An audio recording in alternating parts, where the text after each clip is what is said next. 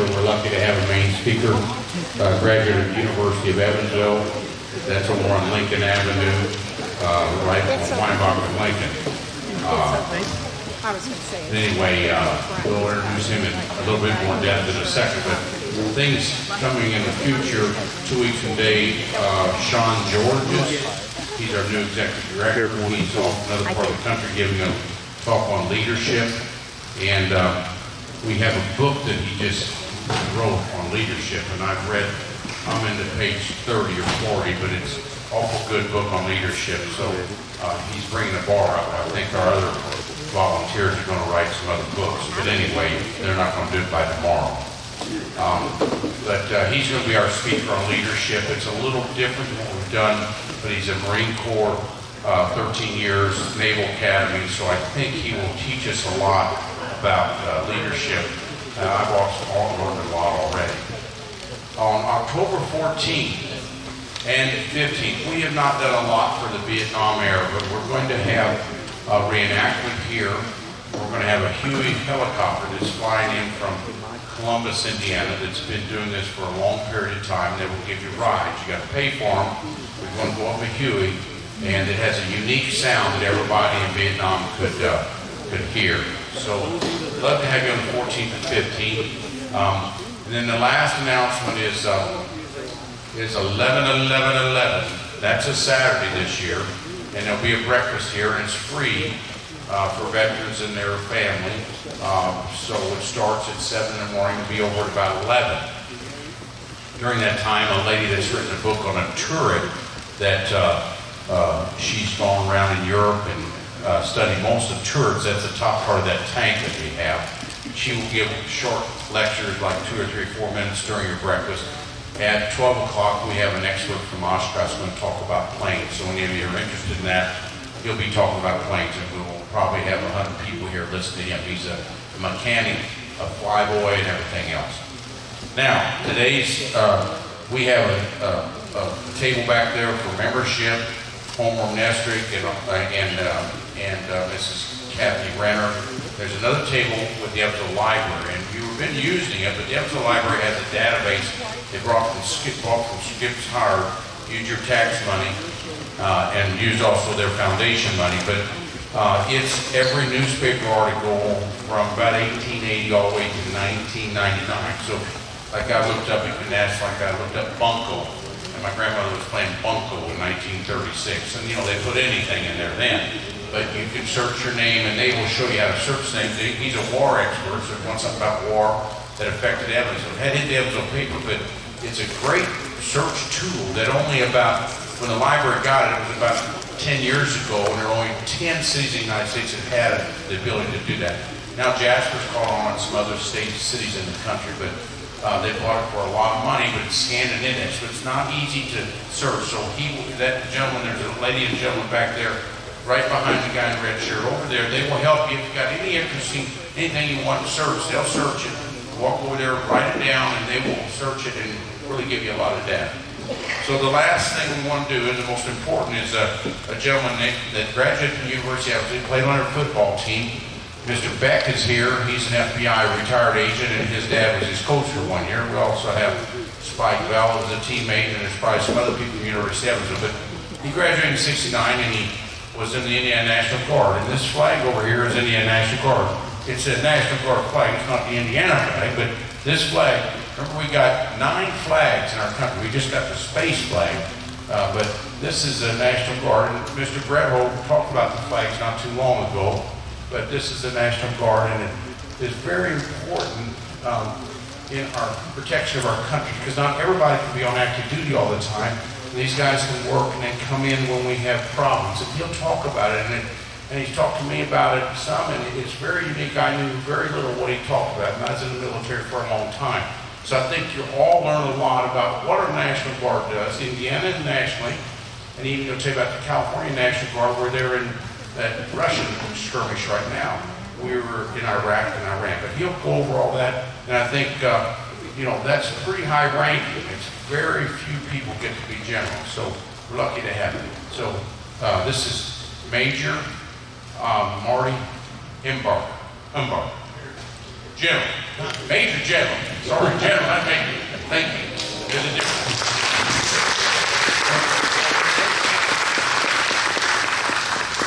Well, thank you, Mark, and good morning or afternoon, whatever it is, to my fellow veterans. I look out here, I see a lot of caps, and thank you for your service, whatever conflict, war, it doesn't make any difference. You served your country, you wore the uniform of this nation, so God bless you and thank you for your service.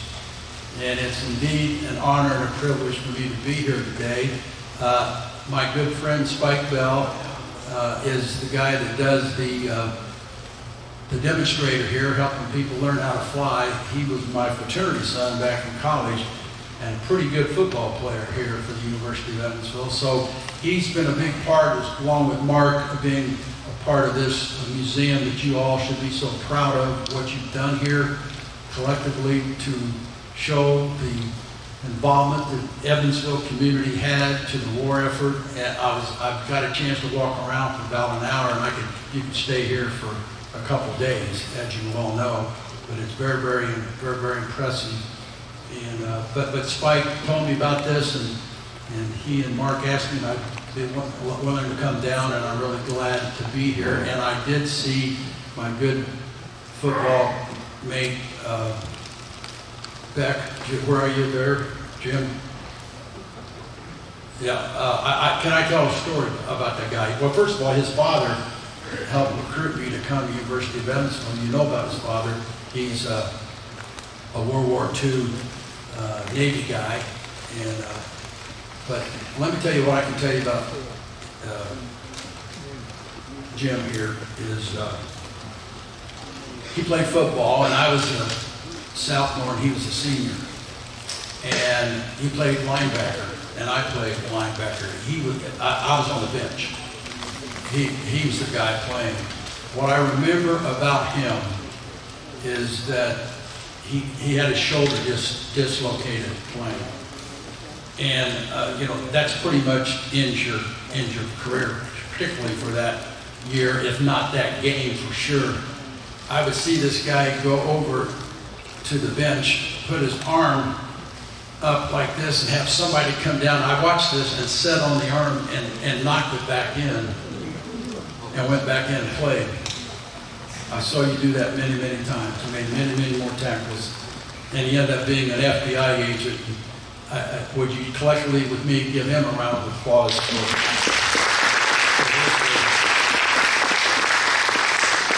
I also see a guardsman with me that I served with right there. You know C.T. Montgomery with his aunt from Princeton? C.T. was one of my junior officers. I think he retired as a full-bird colonel. One of my battalion commanders, a former Marine. And he used to do that hoo to me all the time. But he was a damn good guardsman too. He's a great patriot, and CT, it was an honor to serve with you. And thank you for your service, and it's good to see you.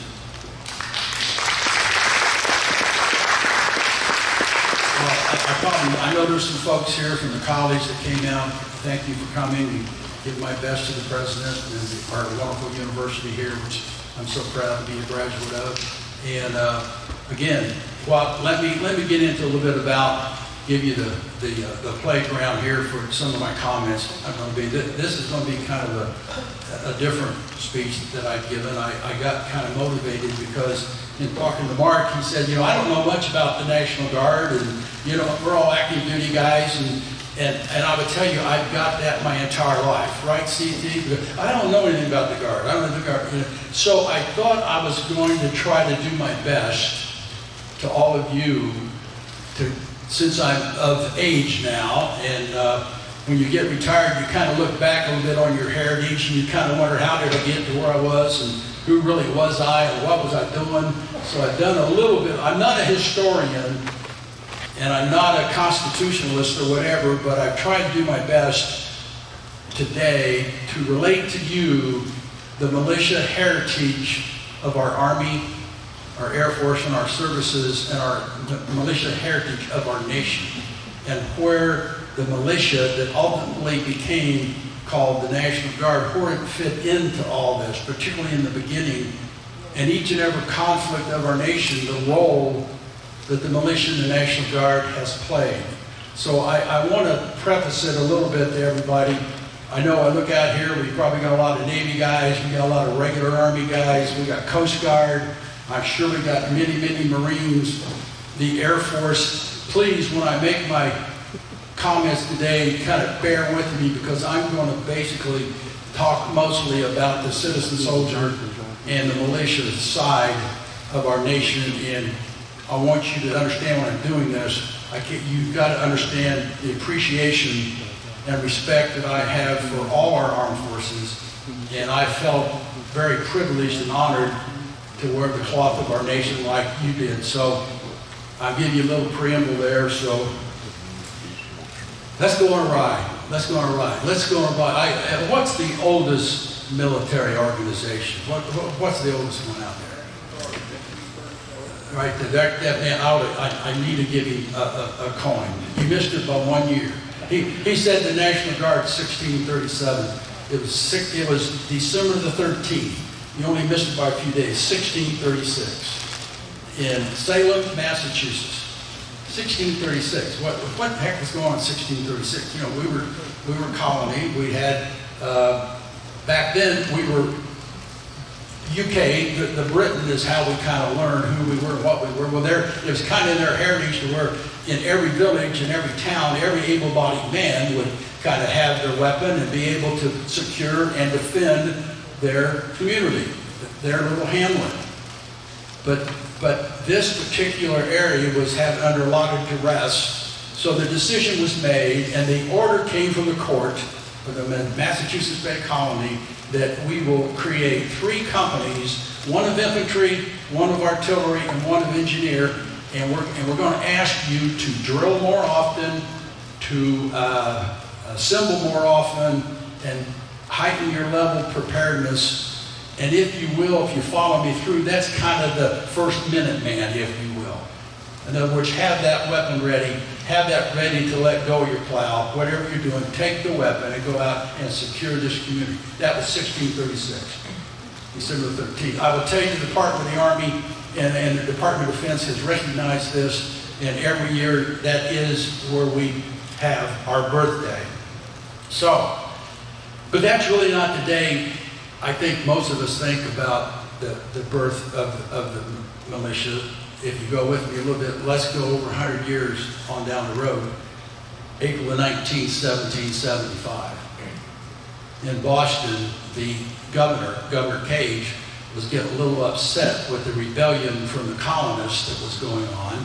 So he basically rallied about 1,000 of English troops and said, I want you to march about 20 miles into this place called Lexington, and I want you to go get a couple of these rebel leaders by the name of John Hancock and John Adams. They're holed up there, and these colonists have got ammunition and they got weapons stored in Lexington, and I want you to go get them. So off those 1,000 soldiers went, they marched, they went to the village green in Lexington. But the night before, some of our spies, our colonist spies, had heard this. And one of these guys that heard this was a guy by the name of Paul Revere. I mean, you've maybe heard his name. So he and a guy by the name of Pickering, they took off and they drove through the countryside.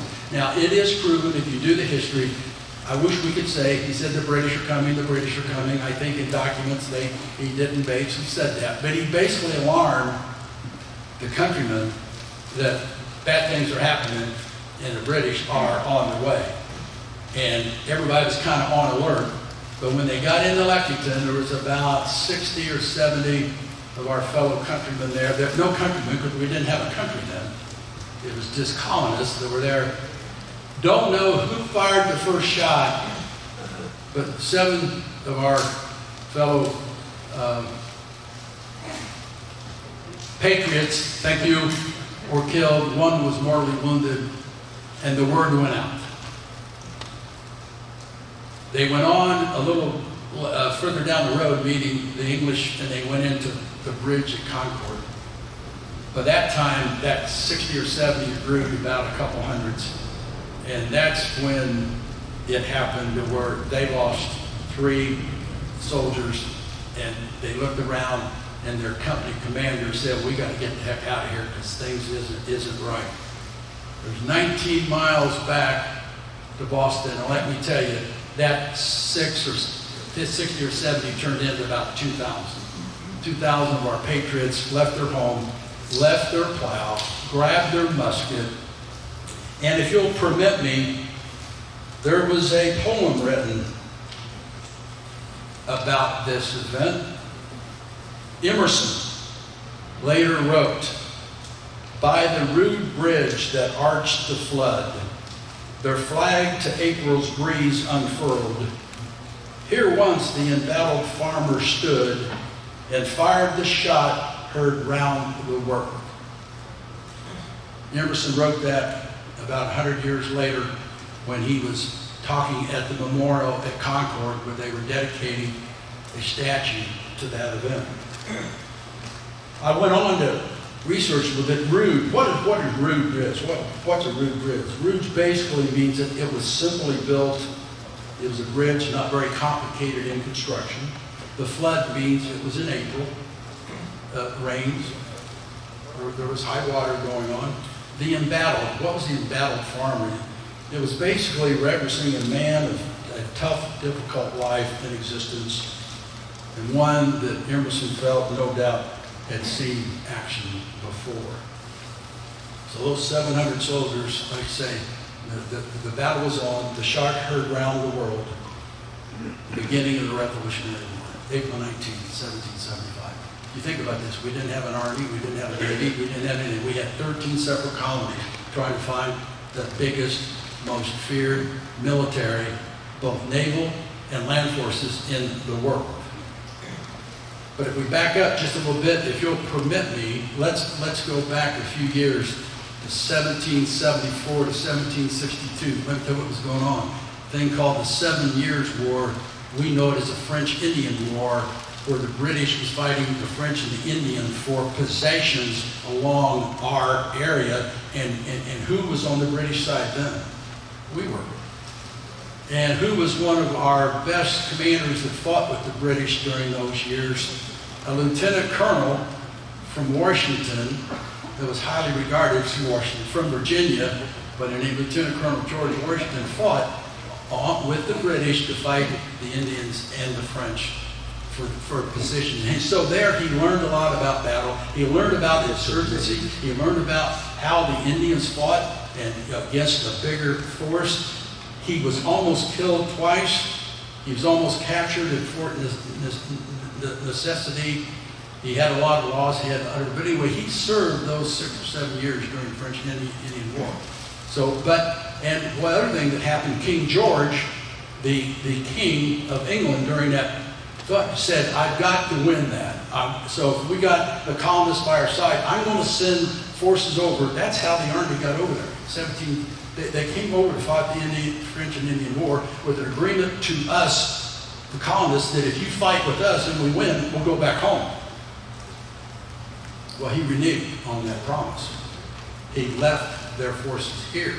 They even lived in a lot of our homes, and they were forced to live in our homes, and we did not like it. The other thing the king began to do, because he had to pay for that war, he began taxing us and embargoing and do all this, and that's what prompted us to kind of say enough's enough, and that's when he made that walk.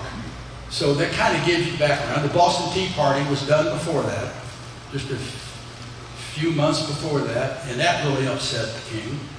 That upset the local governor, so he was kind of doing a lot of things. So that prompted that day. So how does 13 separate colonies fight the largest military there is in the world? And it's April 19th. Well, the Continental Congress got together, and on June the 14th of 1775, they created the United States Army. It's also Flag Day. That's my birthday, the Army, June the 14th, 1775. Well, they figured out pretty soon the English are moving their troops around and they're moving their goods around all the rivers around there.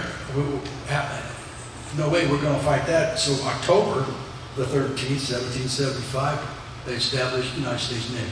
So you need Navy guys, that's your birthday, October 13th, 1775. How are you going to protect those boats when they're roaming around and they get up close to shore and they might jump in there? How are they going to protect them? November the 10th. I know every Marine knows that. How many Marines you got here? I guarantee you, I know you know November the 10th because it gets beat into you when you're going through your training. But our Congress didn't have a Congress, then the Continental Congress, we didn't have a country yet, established the Marine Corps initially to provide protection for the Navy, but we all know that's grown to one of the best land forces there's been in the world, United States Marine birthday, 10 November 1775. August the 4th, 1790, what's that going to do? Well, we were trying to get, by the time that we've been a country then, 1790, we were trying to get the tariffs and all the fees coming to us on goods going around the rivers, and we weren't getting it, so we created the United States Coast Guard. That's the Coast Guard originally was out there just trying to make sure we got the funds and the money that we deserve, and now we know that the Coast Guard does a lot of search and rescue and everything else, but the Coast Guard's birthday is 1790. How many knows this one? September the 18th, 1947. What do you think that is? That's right. When you air guys that were Army Air Corps, how many Army Air Corps guys we got here? I'm sure, I know that plane was an Army plane, Army Air Corps plane, but Billy Mitchell, General Billy Mitchell in 1945, after the war, said we need our own service. We provide that much need. We've got to be able to control ourselves. They broke away from the Army. The United States Air Force was established September 18, 1947. And we have one more service, a new service, which is just established. I don't know much about it. It's got a lot to do with cyber, all that thing that's going on. It's December the 20th, 2019, Space Force. How are we going to fight? How are we going to fight China up in the air without having somebody focused on it every day? So that I can't tell you much about it. But those are the services that we have, and those are the birthday. But let's go back. Now we got an army. Now we got all this. 1770, and we come along here. So we fight the Revolutionary War, and we end up at Yorktown, April 19, 1781. York, why did we jump forward that much? We don't want to talk about every battle, but Cornwallis, I do want to tell you this. Cornwallis had been down in South Carolina with his army, and he's been fighting one of the militiamen down there by the name of Francis Marion. You ought to Google General Francis Marion from South Carolina. He had all the militia of South Carolina fighting Cornwallis in the swamps of South Carolina, and they were just doing pretty well, so Cornwallis said, we got to get the heck out of here. So he comes up, and he gets up there, and Washington sees him marching. Washington assigns right at Yorktown. The French Navy blocks the river, so the Navy of the United Kingdom, England, cannot come in to get their forces off. They're sitting there. Cornwallis he's tired. His army's almost depleted. He has nowhere to go. And we did 2 frontal assaults, and Washington chose 2 commanders to lead that final assault. I've been to Yorktown. I know this for an absolute fact. One of them, who was our greatest ally during the Revolutionary War? The French. I hope there are a lot of times we get upset with the French, but if you study this, we would have never won that war without the French, because you think about this. So his good friend, Lafayette, I want to lead my Frenchmen in the final assault. And Washington had a great able-bodied assistant all during the time, and this able-bodied assistant was very talented and a good officer, and he wanted to go to the sport. He wanted to go out to the field, and Washington wouldn't let him. No, you're staying with me. You're staying with me. You're staying with me. Finally, on this last day, you have the other abutment, the other rampart that you can attack on this final assault. So he picked Alexander Hamilton, Lieutenant Colonel Alexander Hamilton. And the plaques are out there at Yorktown. They went up, and the white flag went out. The Revolutionary War, in effect, was over. And the Treaty of of Paris. It happened in 1980, excuse me, 1781, but 1783 is when finally signed the treaty in Paris between England and us. I got something I want to read you. 6 days before we were going to the treaty, you got to remember the war's over. Washington was asked by a committee from the Continental Congress, General, what do we need as a young nation? What do we need to protect ourselves? What would be the most important thing, the 3 or 4 things you think we need to do as we're getting ready to become our own country? And you realize this, let's go back in time, we were broke. I mean, we didn't have any money, we had this country. It was not an easy time.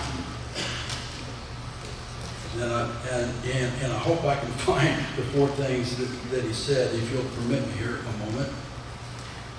I got too many notes, but I found them. See, generals needs aides. You know, you got an aide, he's going to give you all this stuff. I even wrote this down. I said 6 days before the treaty, a committee headed by Alexander Hamilton enlisted General Washington and wanted to know what he felt was needed to secure and defend our new nation. General Washington consulted with his generals, Generals von Steuben, General Knox, General Pickering, General Harrington, and General Lafayette. And here's what he said. Here's the 4 things he said we need to focus on to have a nation.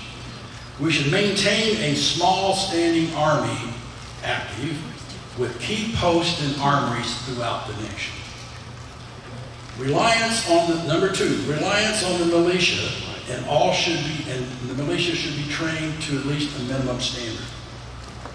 Now here, you see, he's talking about government. You know, Washington was not big on government. He was not big on a big standing army. Let's have a decent army, but we have to have the militia to rely on. A subset of that militia should be a more highly trained and ready to respond, while the other militia is being trained up in a time of need. The Minuteman concept, kind of like I told earlier. One's a little more highly trained, more ready as we get ready to go. And the 4th thing, he said, establish military institutions for study. Think West Point. Those are the 4 things that Washington gave, that said we need to do. The treaty was signed, and he was elected president in 1789. And was our president for 8 years. I don't even know this or not, but everybody wanted him to stay on. Everybody wanted him to stay on. Everybody who would not want George Washington. You know, George Washington about 6'3". He's a farmer. He's kind of a good-looking guy. You know, if you read all about this, he was one hell of a leader. And he led a country through some of the most perilous times, and people hung in there because of the respect and admiration they had for him as a person. So we got to know that he is the father of our country. He deserves it.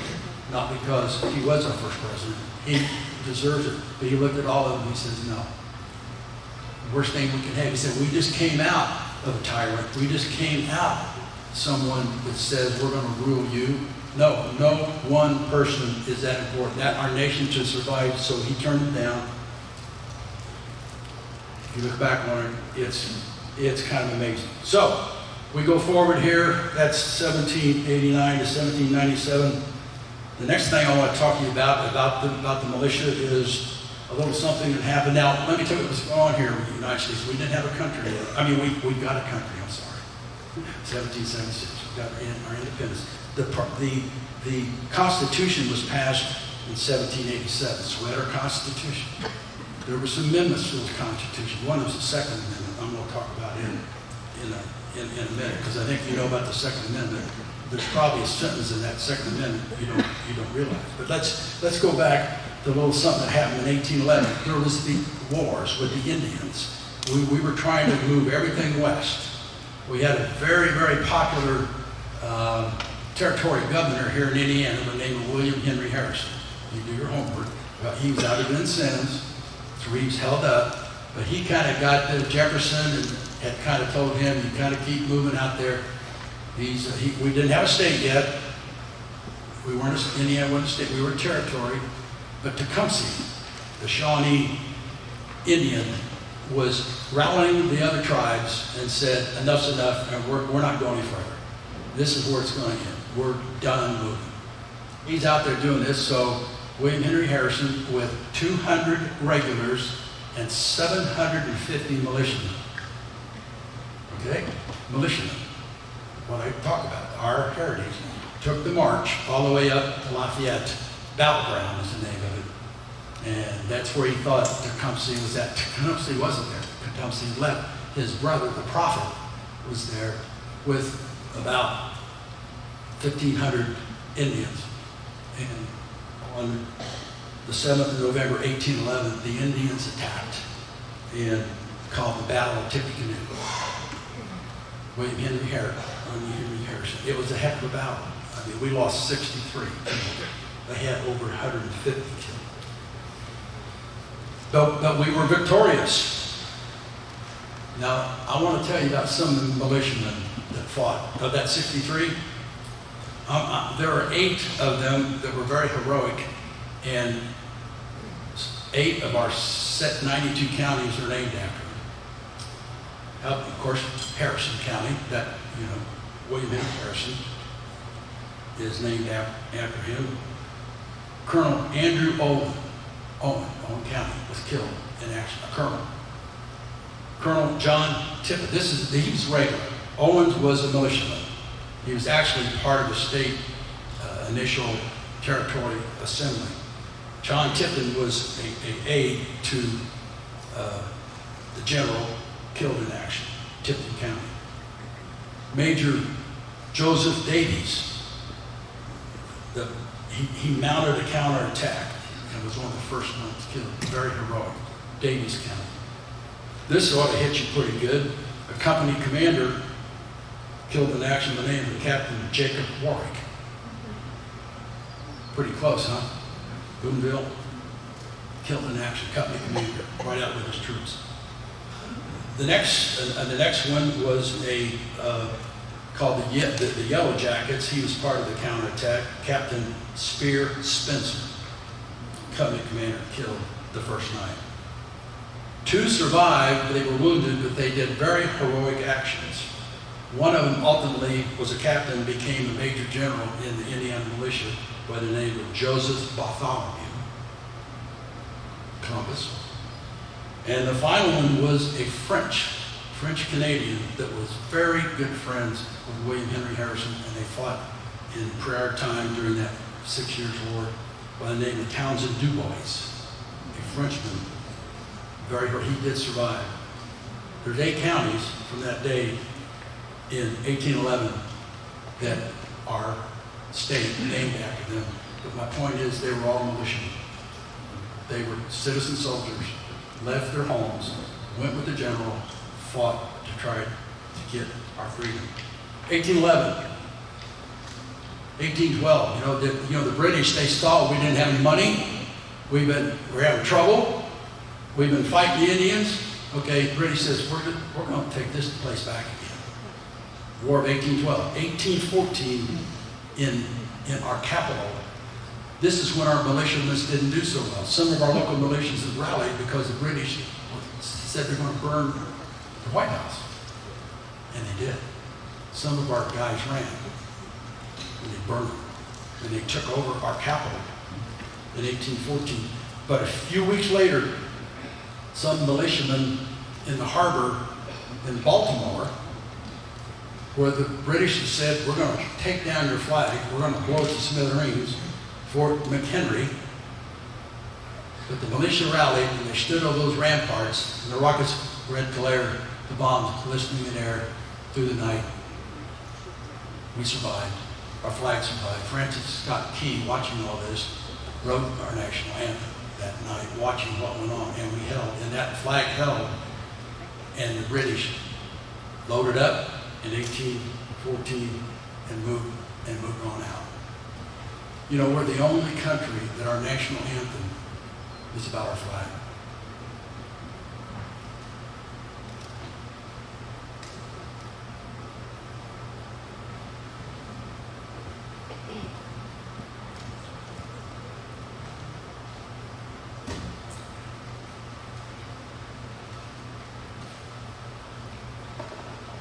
The next year, 1815, the British said, we're gonna end this thing. We're gonna go to the center of your nation, and we're gonna take over your port, and we're gonna go down there, and we're gonna shut down all your commerce. And they went in, and this was the biggest force they ever had in 1815. They went into New Orleans, but they ran into a guy by the name of Jackson, who had 3 militiamen of states. The Kentucky, the Tennessee, and the Louisiana militia stood by, and they whipped their ass. We whipped them right there, and let me tell you, that was the end of the War of 1812. Old Hickory stood, and it ended it. The British went home. But again, I'm telling you, I'm so proud of the heritage. Okay, 1815, they're gone. We've got a country. We're going along. Things are kind of working. We're moving out west. You know, in 1860, you know what happened in 1861.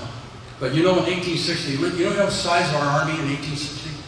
It was, Congress authorized 16,000 positions. That was the size of our army.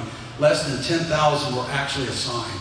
And they were mostly out west as we were trying to move west. We had from our forts, listening to what Washington had said, we had people stationed, but we had no military. But in 1861, you know, we had the south, north, south. We're not going to get into that. You know, Evansville's a little further south of what I am, but we're still in the north, right? I say this because I've served all over, and let me tell you, the guys from the south, they ain't gave this thing up yet. Whoa! They're still fighting that Civil War. And I will tell you a couple, CT will tell you, I got it in one of my training, I got one of this, as I was lieutenant, we're down there, we'd had a few beers, you know, afterwards in a social event, and this guy from Texas down there, you damn Yankees, you know, he said, if it hadn't been for that attack, you know, that attack in Gettysburg, you know, we would still. I said, hey, look, man, we whipped your ass once, we can do it again. And it was on, and we all got in trouble. but it made me learn how sensitive we still are in our country. But 1861, you know what happened, the North and South, and you think about this, I just told you, we had less than 10,000 armed. So what was the Civil War fought by? Citizen soldiers on both sides.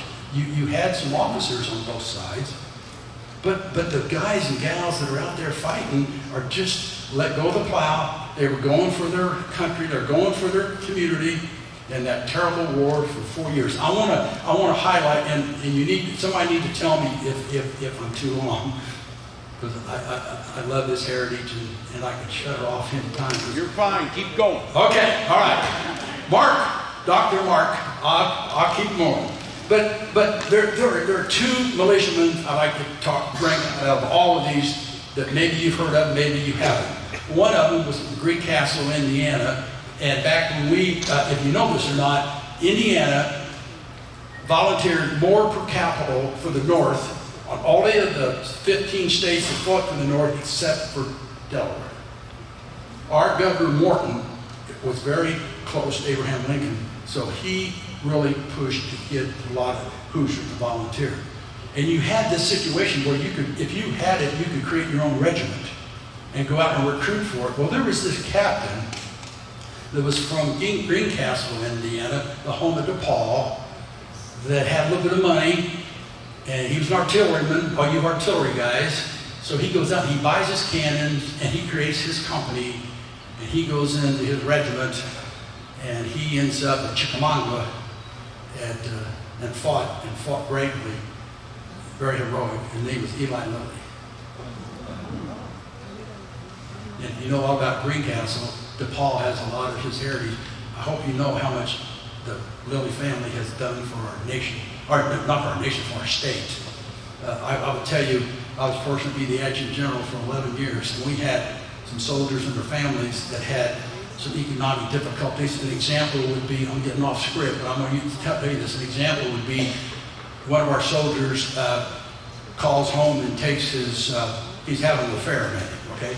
And he's got a wife and 2 kids at home, but he calls home and he changes his checking account, puts in a different account, so the lady's sitting there, she's got 2 kids, and she's got no way to pay the bills, and she says, so the word comes to me, General, what are we going to do? So I get my staff in, I get my lawyers, so there's nothing you can, I mean, you can't take appropriated money and pay for them. You know, you can't. I said, this is ridiculous. We got to go out here and get some money. Went to Lily. Lily gave me, every year I was adjutant general, $500,000 into an account that we could use for things like this. I'm using that as an example. We had one family that a hurricane came through. They lost their house. He didn't have any money. They didn't know where to go. They had kids. We put them up. We found them a trailer. We got them going. But Lily endowed it. And let's do thank them for that. Thank you. I went over one day. I was going to give them a replica of a Minuteman. I called him. I'm going to go over to the Lily Endowment. I'm going to present you a Minuteman. And I told him I was coming. So I get a call back from the executive director of the Lily Endowment. General, this is so. I said, yes, sir. He says, I understand you're coming over today. I said, yes. He says, do not come. I said, okay. He said, we do not accept anything. We give. We don't accept anything. Please don't be offended. We're here for you. Is that not philanthropic at its best? And they'd be upset right now if I was telling you this. But anyway, okay, that's Eli Lilly. How many knows a lot about Gettysburg, the 3-day battle in Gettysburg? Okay? Same thing. There was this regiment out of Maine that was created, 1,000 men, infantry, and the number 2 guy in it was a college professor. He was a lieutenant colonel. And he decided to leave because he wanted to serve. He wanted to do his part, so he joined the regiment. They went out, and that 1,000 men over a period of battles came down to 250. Sick, not all were killed, but some were injured. He got put on in line on day 2 of Gettysburg. He was the final. If you take this whole line, and he got told, and then he was the colonel. His colonel had left. You're in charge. You cannot give up the line. You can't let the Confederates roll up that line, because if they do, they're going to take this. This is day 2, July 3rd, 1863. He stood there, attack after attack after attack. That 200 men went down to 100 men, went down to 50 men. And he's standing there with them, and his brother was in the unit with him, came to him and said, Colonel, we're out of ammunition. And so he looks around there and said, we have to retreat. We haven't done. He looked around and he goes, we shall not retreat. We have to hold this line. Fix bayonets. Fix bayonets. We're going down the hill. He charged down that hill, July the 3rd, 1863. The Alabama and the Tennessee soldiers were sort of taken back by it. They thought it was a frontal assault, and they surrendered. Joshua Chamberlain, please remember that name. Google it. I'm telling you. He ended up, became a general. He was shot at Petersburg. They thought he was going to die. They took him back to Vermont. He recovered. He came back. He became a legend with Grant. And at Appomattox, when Lee said, I do not want to be on the field when we actually turned the flags, but he had done it. So Grant gave him was nice. You don't have to be out there. But his general was General Johnson, rode up in his horse. And Grant picked Joshua Chamberlain, being a citizen soldier, to represent us, to stand there and accept the surrender. With the guidance, you will not show them any respect. They started this thing. They started it. We've ended it. When they come up and they throw their rifles down, he's a higher rank than you are. But so Joshua was standing there, being a citizen soldier, and this General Johnson came up on his steed with his head down, threw his rifle down, and Joshua Chamberlain rendered the hand salute to him. The beginning of the reconciliation of the North and the South. I mean, that's what citizen soldiers do. To try to bring our country back. So that's why I'm a Joshua Chamberlain fan. And if you're movie buffs, the best movie, there was a book written on it by Shara. It's called Killer Angels. But go get the movie Gettysburg. It's a long movie. But Jeff Daniels, if you know that actor, plays Joshua Chamberlain. And they have actually, historians have said it's the most authentic replica of that 3-day battle than any they've got. I recommend you do it. They're two heroes of mine. So that's the Civil War. I think you know the Spanish-American War next. A guy from New York, a guardsman that was pretty popular, comes down there and rides up that hill. You know, Teddy Roosevelt. Teddy Roosevelt was a New York guardsman. And when he went down there, he became a colonel, and he rode up San Juan Hill. But let me tell you what happened during the Spanish-American War. You remember, I talked about the good, the bad. They mobilized the militia. You got to remember, Congress is not giving any money. It's up to the states. It's the states, it's control. The commanding general of the Indiana National Guard is the governor. It's not the president. And the governor has his adjutant general to lead it. But in a time of war, the president asks for your force, and you federalize them. The commander-in-chief of C.T. Montgomery, when he went off to war, which he did, was the president of the United States. And when he comes back home, he comes back to me, he comes back to the governor. Isn't that a great situation? I can actually read it. I won't go into it, maybe at time, but it's actually here in our Constitution.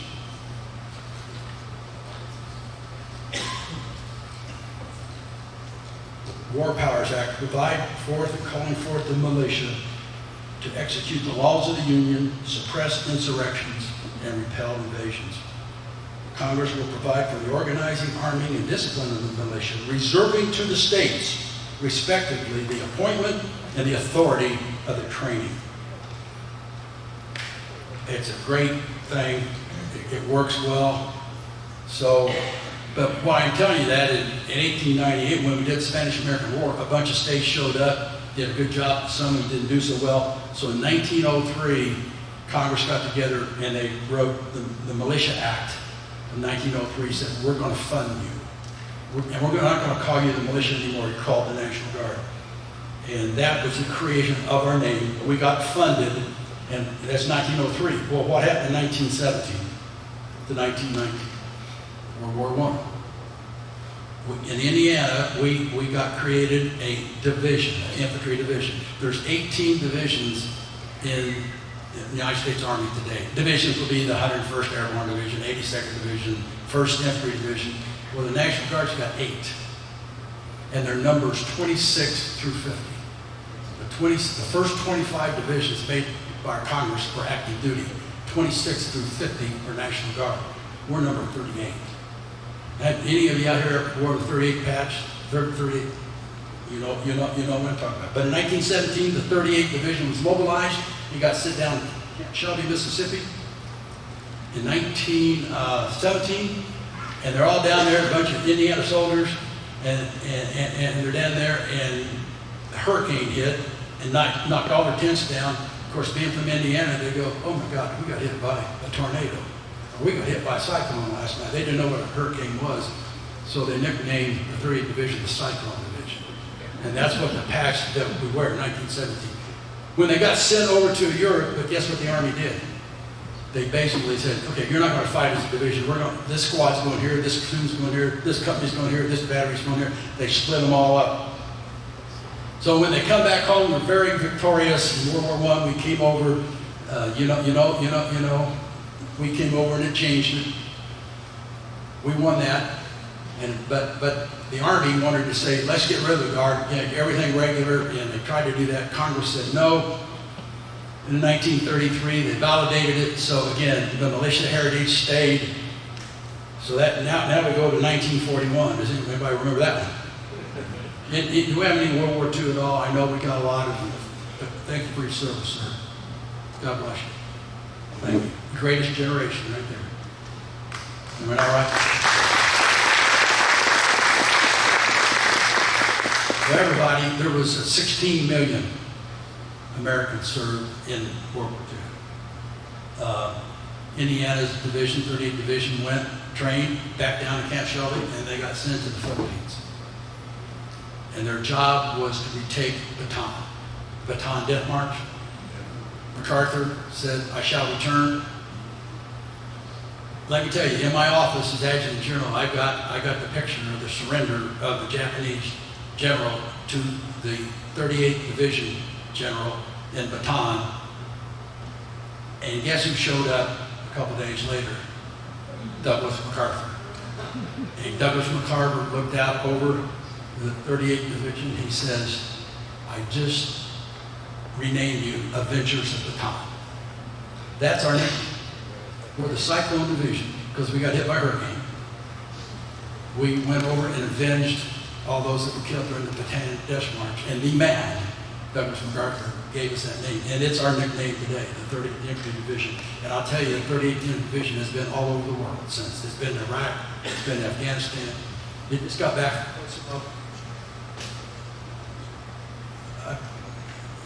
I hope you're very proud of not only what you got here, but the military heritage. A couple of guys I would like to single out from World War II. One of them's a unit.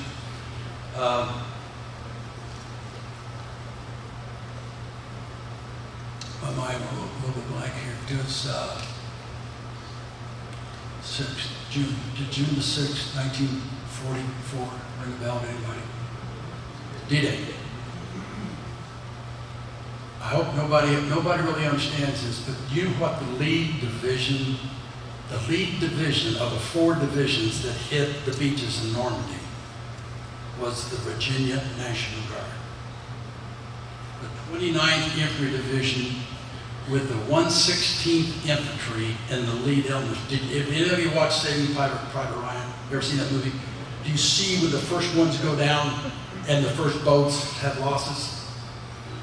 And again, you guys, I want you guys to Google this and take me. The first 3 lead boats was from Company A of the 116th Regiment of the 29th Division of the Virginia National Guard. They were from Bedford, Virginia.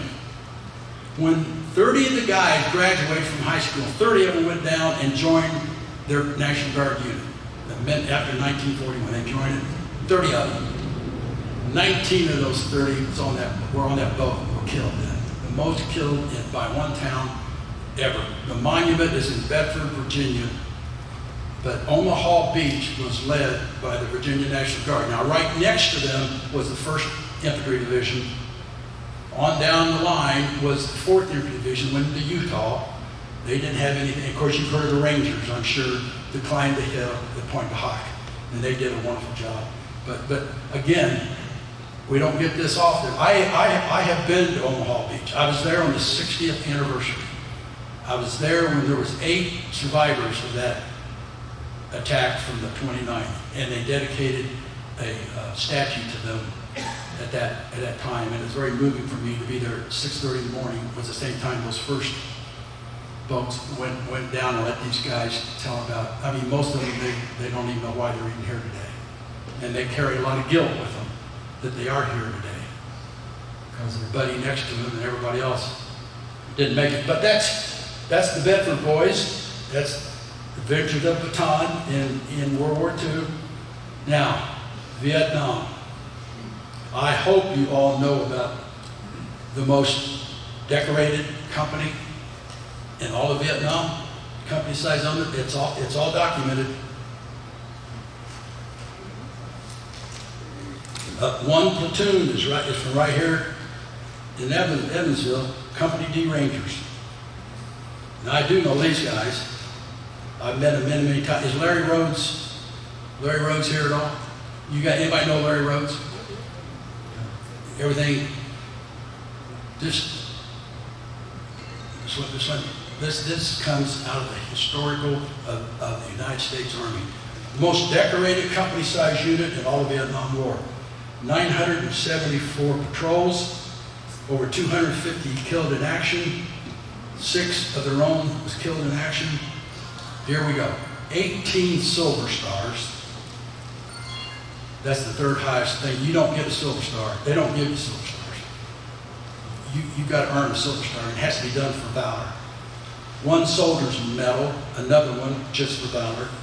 122 Bronze Stars, with 87 of those with valor. 101 Purple Hearts. Of those 204 soldiers, 101 of them were shot. 111 air medals, 184 Army Commendation medals, and 30 of those with the V device.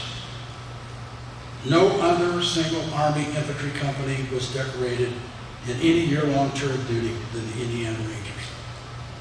You know, being an Indiana guy, when I would go to Washington, D.C., and I'd go to our, we have a museum there. Let me tell you, there's a whole section on Company D Rangers.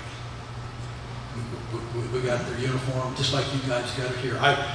They probably don't talk about it. Soldiers never do, but you've got a very, very, very patriotic company here with a lot of heritage. I'm getting kind of down to the end here. Mark wanted me to talk about this Ukraine and California National Guard. The best way I can explain this to you is 1989. You know what happened then when Reagan, you know, I heard Reagan when he said, Gorbachev, tear this wall down. Gorbachev, tear this wall down. He meant tear down the wall. Tear down the wall that they built. You know, after World War II, the Russians lost many more than we did in World War II. And they wanted all those territories. They got, you know, Poland, all the Baltics, Czechoslovakia, Yugoslavia, Hungary, Estonia, Latvia, all those became part of the Soviet Union. And all that thing came down in 1989. And in 1992, the Department of Defense said, we got to do something. We got to figure out, all these countries are sitting out there. We need to become partner with them. Why don't we how are we going to get generals inside there and try to help them? A guy by the name of John Conaway. Do you know that name? John Conaway from Evansville, University of Evansville. He was the chief of the National Guard drill. He says, I'll take states. I'll take a state. You give a country a state, I can assign that National Guard. We can have a relationship. It was kind of like a sister city town.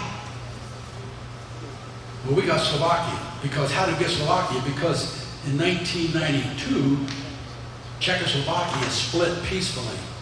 Czech Republic to the west and the Slovak Republic to the east. Slovak Republic butts right into the Ukraine. So we got Slovakia. Illinois got Poland. Polacks, doesn't that make sense? So anyway, we've had this relationship, and California got the Ukraine. The California National Guard has been training Ukrainians for years. Nobody didn't realize that we really helped their level of readiness, and that's why right off the bat, the Russians they couldn't take them on. And you got a country 5 times the size. But this relationship has been going on for decades. It's a wonderful relationship. And is Mark giving me the... Okay, I'll tell you a quick story about, I was a brand new adjutant general in 2004. I get the call from Washington that says, we just got word that Slovakia is going to be admitted into NATO. We're going to have a big ceremony in the square. We've got to go. Yes, sir. So we get there, I take off and we go, oh my God, this downtown, they got all this thing set up, got this beautiful theater, they're having a reception, and I had my uniform on, and you go in there, here's all these generals from every NATO country. And there's the prime minister, there's the president of the country, there's the chief of defense, all these people going around with this. So on our way out, to go back out there, they built this pyramid. At the bottom, at every step was a country, and all the way up to the top was the Secretary General of NATO, the Prime Minister, the President, the Chief of Defense, all these different dignitaries, all the way down. So anyway, on my way out, I saw another general that I knew, and I started talking to him, because I'd seen him a couple of times in other places. We got behind, so next thing we're out there, and all these things are full, so I'm like right down there on the bottom. I'm kind of sitting there, well, I can watch this thing right here. I'm kind of sitting there, then all of a sudden this Slovak soldier comes up right in front of me. Follow me, sir. He takes me up, and we go up. I thought, oh, and everybody's looking at me like, what are you doing? He takes me all the way up there, puts me right next to the Chief of Defense. I'm sitting there and I'm looking at him, you know, what? And here's what he said. He said, I wanted my American general next to me. Think of what I just said. I want my American general next to me. He was so proud. You gotta remember, he's been part of the Soviet Union all these years. He's trained with the Soviet Union, but they never liked him. They didn't like him in World War I. They didn't like him in World War II. They didn't like the way they were treated. They were so proud to be an American, be allied with us. You notice he didn't say, I want Marty Umbarger there. I want my American general next to me to show the world that we're allies, that we're partners. And I got one other, and then we'll go into any questions that you got. I got one more final thing about what the rest of the world thinks of the United States military. Let's fast forward a couple of years when the 38th Division was the final command and control for Bosnia, Kosovo, prior to taking it away from NATO and giving it to the European Union to do the peacekeeping. Well, we went in there because 2 years earlier, Serbia, during Yugoslavia, went into civil war. Czechoslovakia split peacefully. Yugoslavia, you've heard of Kosovo, Bosnia, Albania, Croatia, they all were fighting one another, particularly Serbia. Serbia was very aggressive, did a lot of terrible things. We actually went in for a short period of time and helped bomb Serbian forces that were coming in and doing atrocities into Bosnia.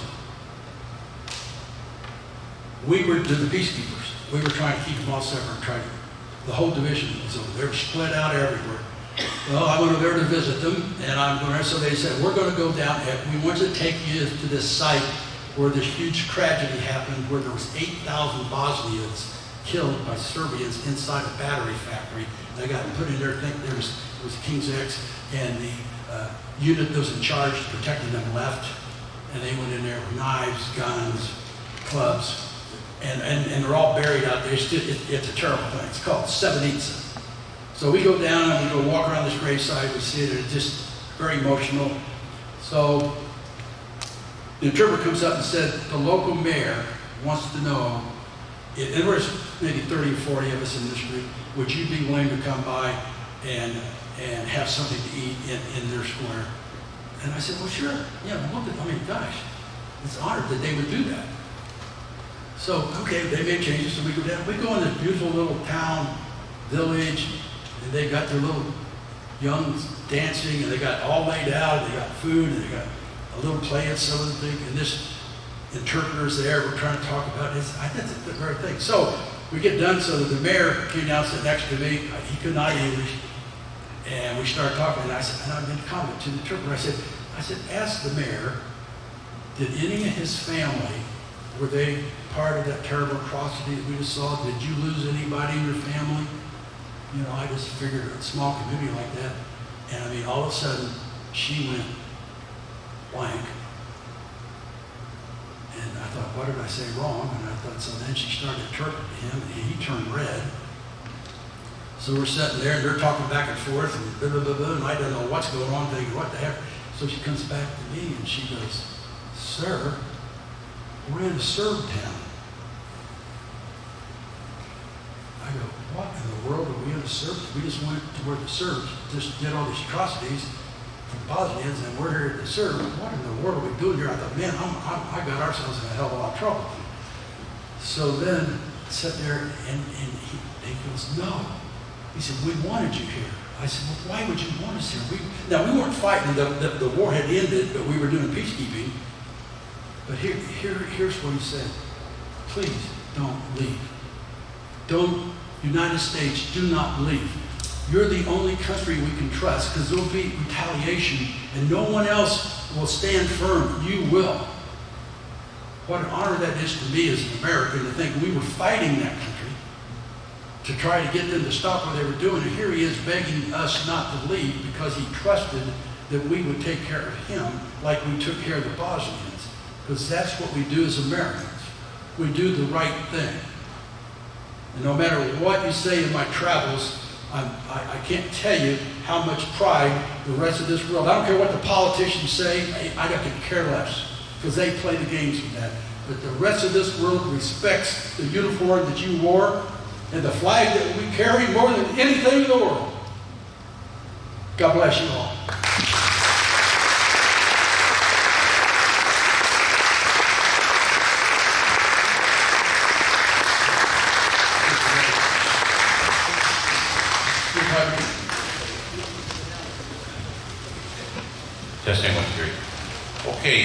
it's time for question and answers. Bruce got the camera over there, so you think about a couple questions, and somehow I'll carry a microphone. We've got one here and one here, so we move the microphone back to those two.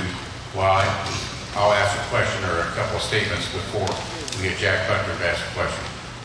Thank you very much, General, but you brought a couple of things up. See, Larry Rhodes gave us a talk about a year ago when we have two Vietnamese cabins over there, a guy named Mike Cates and Larry Roberts. They had a reunion here, had 30 of their guys here, and it was very emotional. What he just said, they were one of the most decorated group in Vietnam, and we have two of their cabinets of memorabilia back there. So I just think that's just a tremendous statement about our local unit here. And you look at our local unit here, it's on Lloyd and Lloyd and Van, and it's named John Conway. And John Conway probably was your boss at one time, Marty. Yes, he was. And his sister had Carolyn's, so your women might have bought a dress at Carolyn's. They both, Carolyn's shop was right about Lincoln Avenue and Villa, and but he was very big in the National Guard in the 90s. He's written several books, and he helped support, Jack Butler had several with him in 2014, he helped support this museum. But that's Conway's name. Also, a museum's named after him in Lexington. He's a tremendous person and a nice guy, still living in Maryland. So those two things are important, what he said, along with everything else. I took history in grade school. I still didn't know anything he said, but now I'm starting to put it together. But can't believe. Google. Well, I don't care. You put it together in a very nice way, and I might be able to pass my history class now. Okay, Jack. Wonderful history lesson. Thank you very, very much. You stole my thunder, because I was going to mention Lieutenant General Conway. Did you know, sir, that he was a trustee of the University of Evansville at one point? I most certainly do. He's also a fraternity brother. Oh, shut up. Hey, I know General Conway very, very well, and he is everything that you've heard about. He's a wonderful man. Yes, I just got to say something because I want to reiterate what Jack said. I'm a younger generation, and I'll have to tell you that's the best history lesson I've ever heard on my family.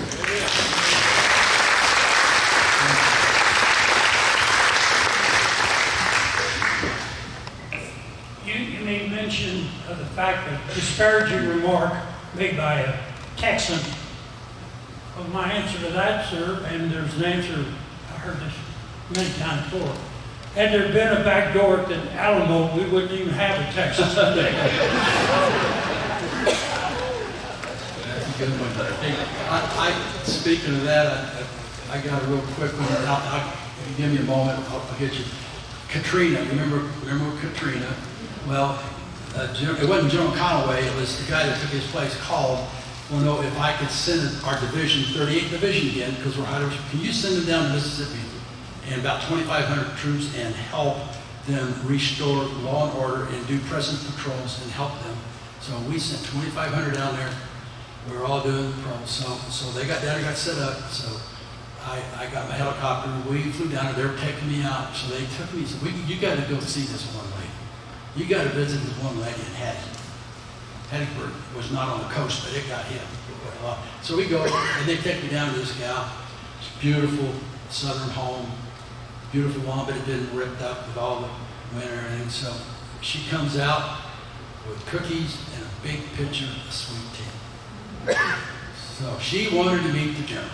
She wanted to meet the general. So I'm sitting there, I'm meeting her. She pours me a glass of this sweet tea, and I'm drinking it. And she said, General, I want to tell you one thing. If my daddy was here today, he said, and I can't believe I'd be able to look at him and say, Daddy, I can't believe I'm serving sweet tea to a damn Yankee on my front yard. But I'm damn glad you're here. Thank you for coming.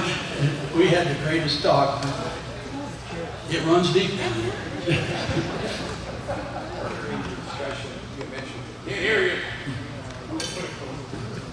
Earlier in the discussion, you had mentioned one sentence in the Second Amendment of the Constitution. Would you please go ahead and elaborate on that? provide for the common defense, which one was? Oh, Second Amendment, yes, all right, yes. All right, I got it. All right, here is a, what do you call it, condensed of the Second Amendment. The Second Amendment, United States Constitution, a well-regulated militia necessary for the security for all states, the right of the people to keep and bear arms must never be infringed. My point is, the first sentence is, a well-regulated militia is necessary for the security of a free state. So in the Second Amendment, not only saying, and it cannot be infringed, what our forefathers said, we do not want a federal government with federal soldiers to be able to take over this nation. All our states have militias loyal to them, and that's bigger than the government. You follow what I'm saying? So it states here in the amendment, a well-regulated militia is necessary for the security of a free state. So it's in our amendment. We have to have a militia. And remember I said 1933, the Army tried to say after World War I, we don't need the National Guard anymore. Let's just make them a reserve of the Army. Because sometimes the regular Army gets upset with us because they tell us to go some, we tell them to go fly a kite. Because I work for the government. I work for the citizens of Indiana. So I want you to know that sentence of a, well, we all think of the Second Amendment, that part is the right of the people to bear arms shall never be infringed, but we also cannot ever take a militia away from the state. Now, of interest, I haven't told you this, the federal government does have a lot of control over me as the adjutant general. Why? 96% of the budget that I had to run the Indiana National Guard came from the federal government. The state of Indiana only gave me I only got about $20 million a year from our General Assembly. I got over 500. But that's to pay for the soldiers, all their training, all that. But it's a pretty good deal for our government, for our military, because you basically got, to give you an idea, a guardsman cost about 1/3 of the regular Army person. And they've taken a guy in a 20-year career, blah, blah, blah, blah, blah, another guy 20 years. So for 30 cents on the dollar, you basically get someone that's got the same equipment, trained to the level, but you only have to use them when you need them. The rest of the time, you put them back on the shelf and they become citizens. And that's still the basis of our country. Citizens first, soldier second. George Washington said that. I'm a citizen first. I'm a soldier second. As proud as he was to be a soldier. And he's more proud to be a citizen. So it's a great concept. Does that answer your question?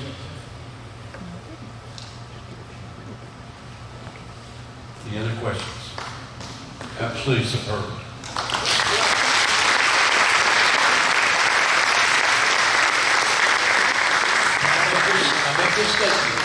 I will be back someday. Here we go, MacArthur. I will be back.